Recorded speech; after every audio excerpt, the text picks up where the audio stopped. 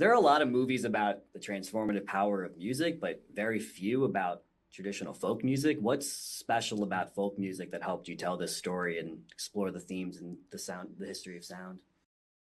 I think folk music is narrative music. You know, it's storytelling, it's lives lived, it's things experienced, it's a journey. And I think like the movie is wanting to be an echo of a great folk ballad, and the story of a man's life. Do you have a history of sound of your own that drew you to this story? I think we all kind of do it. We all have that. We all have the music that defines us, doesn't we? Don't we? We have the songs that take us back to being 10 years old or 15 years old or 20 years old or rebellious or not rebellious, or the songs of our parents, the songs we revolted against as kids. We didn't like it because it wasn't our generation. We all have super dense relationship with recorded sound. Is folk music something you've had your own relationship with specifically? So I grew up in South Africa, and I was born during apartheid, and so strangely, under apartheid, sometimes certain sound music was banned for some reason because they were, Bob Dylan, for example, the music of a revolution or music that was considered to be in any way empowering to the disenfranchised communities of South Africa. That sort of, were dangerous. The danger of folk music was something that I remember. But I remember my parents, having, Joan Baez particularly. I remember growing up hearing a lot of her, and a lot of the stuff that she sang, the songs that she sang, are songs that are very much part of the world of history of sound. I think probably one of my favorite things in the movie is when Lionel and David sit down to record songs on Malaga Island before the people there are displaced, and those Yes. songs might be lost to history. Can you tell me a little bit about like some of the songs that are in the movie, where they came from, or if any of them have similar stories? So when I read the short story and decided to adapt it into a film, I asked the writer, how would we incorporate a different kind of community into the journey that the two guys go on? And he was like, well, there was this place, Malaga Island, and there was this eviction, and that really resonates with me because of my own background in South Africa. We had a lot of forced removals in the 60s and 70s. It's how my father experienced his childhood.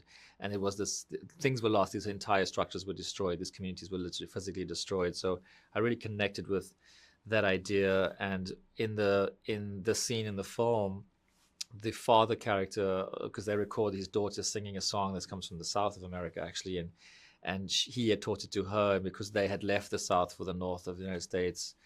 They were bringing their music with them, and they were sort of, it was a way of them having an identity in this place. And then the fact that that place was going to be taken away from them, means that all they have is the songs that they carry with them.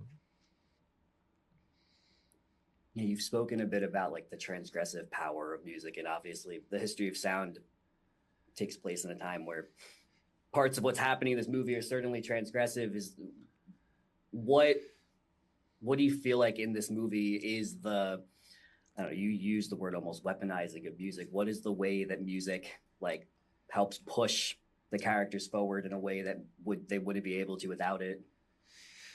I suppose because Paul's character Lionel has this acute relationship with listening. He realizes that for him, listening to other people singing and listening to stories being told through music and the expression of life through listening to people singing is his great joy. It's the act that gives him a resonance and a position and a perspective on his life. And he starts to explore that in terms of his memory and how all the times and places he's been and the people in his life that have come to define him. I think that's not relevant, but more so like such a powerful and accessible idea. We all have those relationships where um, hearing somebody's voice can take us somewhere in the past, and it can be so present and immediate, but it's just the sound of somebody's voice.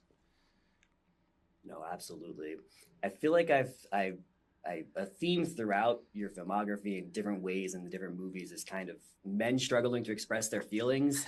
And I'm curious, in this movie in particular, in the history of sound, what does music do to help with that piece of the character's difficulty in particular.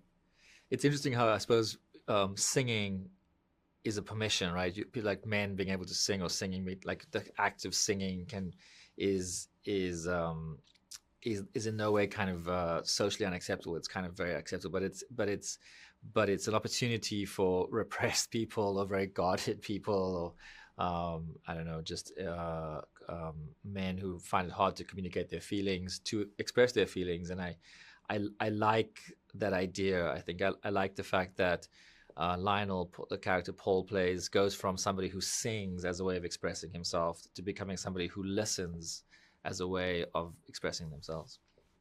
Mm. And that that is profound about it.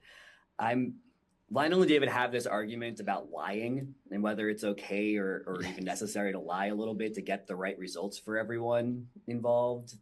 Their argument has a lot of context, but as far as music and art goes, how much lying do you think goes into making good art?